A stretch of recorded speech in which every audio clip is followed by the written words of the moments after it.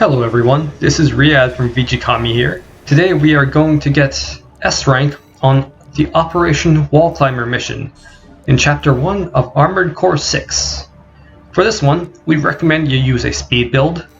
We have an article about speed builds that I will link in the description, so check that out if you need some more help. Well, with that said, let us get into the video.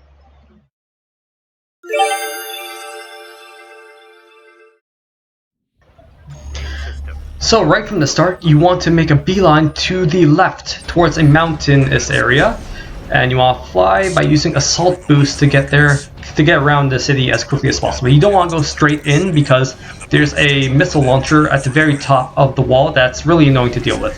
So going around this way is a lot safer. So once you make your way around the city's front fortifications, you want to drop down here to street level. The buildings on the left will protect you from that missile launcher I mentioned before. So fly along the street using assault boost, get behind these artillery installations and take them out. I have 2 laser handguns equipped, and on my back I have 2 plasma missile launchers. Now we're going to make our way towards the bows that's at the base of the wall. And as we fly over, we're going to take out the 2 artillery installations that are flanking it, because they're a bit annoying to deal with while you're fighting this tetrapod. So here I use my plasma launchers to get some real good impact on the tetrapod, and then I pepper it with my laser handguns. As long as you keep moving, you should be able to avoid most of the Bouse's tetrapod's attacks. So in combination, by using my laser handguns and my plasma missile launchers, I'm able to impact it and stagger it, which allows me to take it out fairly quickly. I do take a hit or 2, but it doesn't hit me too hard, thankfully. Anyway, afterward you want to fly up here to this door, access it, and then boost down this corridor. Open another door, and there will be a few minor enemies in here. However, you can avoid all of them by just flying over. You don't need to take them out before the door opens. The door opens automatically, so just fly on through. And then do the same in the next room.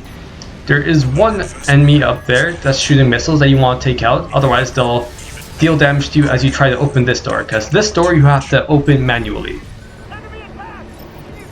Alright, now we're coming up to the part where we fight the boss, which is the trickiest part of this mission to get S rank. Thankfully, this mission is pretty forgiving in terms of ammunition costs, because it knows you have to fight a boss that has a lot of HP. However, it's not as forgiving with the armor point loss. I had taken about a quarter of AP's worth of damage, however, that's not enough to lower me below S ranking, thankfully. It's pretty close, but not quite enough.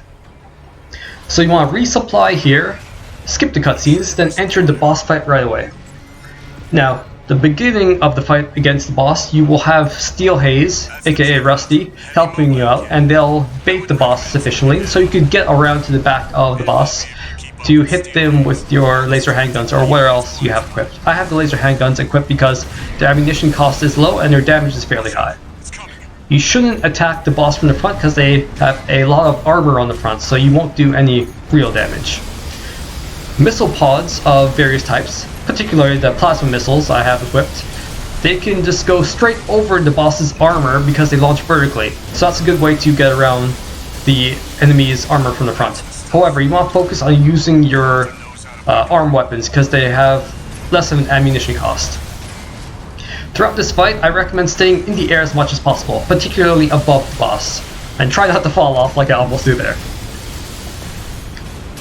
If you stay above the boss, they can't really track you because they don't have anything that can truly unleash damage above them. So if you stay in this general position, you should be more or less safe, even after Rusty leaves. You can also build up a fair amount of impact on the boss to stagger them relatively frequently, especially when Rusty's here. Even when Rusty isn't here, you should be able to stagger them with a combination of missiles and your arm weapons. However, you want to be sparing with your missiles because they do, their ammo does cost quite a bit. If you have a very good aerial mech, aerial armored core, you should be able to hang out near the ledge there like I was. and sort of make use of the terrain to your advantage. Furthermore, you want to stay in the air as much as possible to avoid the mines that this boss lays on the ground. They're kind of obvious, you can see them with red lights. However, staying in the air just means one less issue to deal with. There are also a couple of ledges around the edge of the boss arena that you can make use of, like right here. However, they're not super helpful because the boss will just go to the other side of the boss arena. But yeah, there you go. Unload as much shots into the back of the boss as you can to make this fight go a lot quicker. We'll take a look at the end game screen, or rather the end mission screen, so you can see the stats, and so I can go over them to tell you what exactly the parameters are for getting S rank in this mission. It won't matter. I've taken that contingency into account.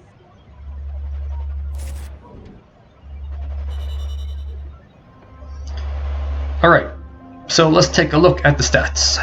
So if you take less than $10,000 worth of damage and use less than 28,000 or so worth of ammo, then you should be good. Thank you so much for watching. If this video helped you out, please leave a like and consider subscribing. It helps the channel out a whole lot. Best of luck in your following missions, my fellow mercs.